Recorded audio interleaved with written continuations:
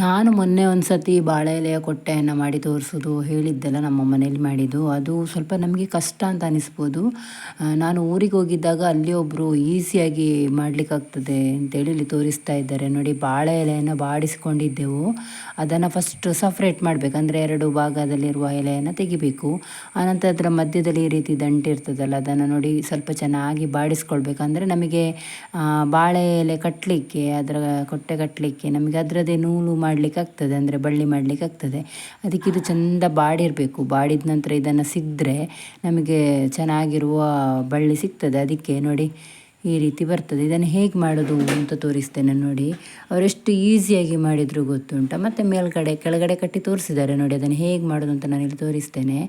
ಬಾಳೆ ಎಲೆ ಒಂದು ಈ ರೀತಿ ತಕ್ಕೊಂಡದನ್ನು ನೋಡಿ, ಇಷ್ಟೇ ಫೋಲ್ಡ್ ಮಾಡಲಿಕ್ಕೆ ಒಂದು ಅಗಾಲಾಗಿ ಫೋಲ್ಡ್ ಮಾಡಿ, ಕಟ್ಟುವಾಗ ನಾವು ಅದನ್ನು ಒಂದು 2ನೇ ಸತಿ ಫೋಲ್ಡ್ ಮಾಡಬೇಕಂದ್ರೆ ಮಡಚಬೇಕು.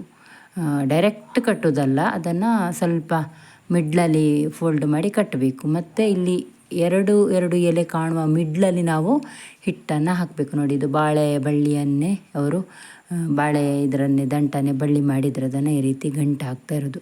ತುಂಬ ಸುಲಭ ಅಂತ ಅನಿಸಿತು ನನಗೆ. ಹಾಗಾಗಿ ನಾನು ಇದನ್ನು ಶೇರ್ ಮಾಡುವ ಅಂತ ಆಯಿತು. ಅದಕ್ಕೋಸ್ಕರ ನಾನಿಲ್ಲಿ ಈ ವಿಡಿಯೋನ ಮಾಡ್ತಾ ಇರೋದು. ಹೀಗೆ ಆಶಾರ್ವಿ ವ್ಲಾಗ್ ಇನ್ ಕನ್ನಡ ಚಾನಲನ್ನು ನೋಡ್ತಾಯಿರಿ, ಸಪೋರ್ಟ್ ಮಾಡ್ತಾಯಿರಿ, ಲೈಕ್ ಮಾಡಿ, ಶೇರ್ ಮಾಡಿ, ಕಮೆಂಟ್ ಕೂಡ ಮಾಡಿ. ನೋಡಿ ಎಷ್ಟು ಚೆನ್ನಾಗಿ ಮಾಡಿದ್ದಾರೆ ನೋಡಿ.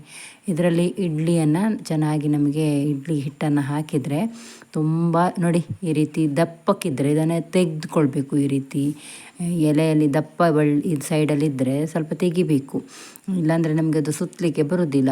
ಅದು ತೆಗೆದ ನಂತರ ಅದನ್ನು ಈ ರೀತಿ ಫೋಲ್ಡ್ ಮಾಡೋದು ನೋಡಿ. ಇನ್ನೊಮ್ಮೆ ನಾನು ತೋರಿಸ್ತೇನೆ ಗೊತ್ತಾಗಲಿ ಅಂತ. ಒಂದು ಆಮೇಲೆ ಇನ್ನೊಂದು ಸತಿ 2ನೇ ಸತಿ ಫೋಲ್ಡ್ ಮಾಡೋದು, ವಾಪಸ್ಸು ಇನ್ನೊಂದು ಸತಿ ಫೋಲ್ಡ್ ಮಾಡೋದು. ಕಟ್ಟುವಾಗ ಇದನ್ನು 2 ಫೋಲ್ಡ್ ಮಾಡೋದು ನೋಡಿ, ಅವ್ರು ಇಟ್ಕೊಳ್ಳೋ ರೀತಿ ನೋಡಿ. ಹಾಗೆ ಅದೆಲ್ಲ ಆಯ್ತಲ್ಲ. ಈಗ ಇದನ್ನು ನಾವು ಇಡ್ಲಿ ಹಿಟ್ಟನ್ನು ಹಾಕಿ ಕೂಡ ತೋರಿಸ್ತೇವೆ ನೋಡಿ. ಇಡ್ಲಿ ಹಿಟ್ಟನ್ನು ಹಾಕಿ ಈ ರೀತಿ ಚಾಕ್ಲೇಟ್ ಥರ ಗಂಟು ಮಾಡಿದರೆ ನಮಗೆ ಇಡ್ಲಿ ಕೊಟ್ಟೆ ಸೂಪರಾಗಿ ಬರ್ತದೆ. ಇದೀಗ ಬೆಂದಾಗಿದೆ. ಇಡ್ಲಿಯನ್ನೆಲ್ಲ ಇಟ್ಟಿದ್ದೆವು ನೋಡಿ, ಚೆಂದ ಬೆಂದಿದೆ ನೋಡಿ. ಇದನ್ನು ಇಲ್ಲಿ ನಾವು ಬಿಡಿಸ್ತಾ ಇದ್ದೇವೆ. ತುಂಬ ಈಸಿಯಾಗಿ ಮಾಡ್ಬೋದು, ಅದಕ್ಕೋಸ್ಕರ ನಾನು ಇದನ್ನು ಶೇರ್ ಮಾಡ್ತಾ ಇರೋದು.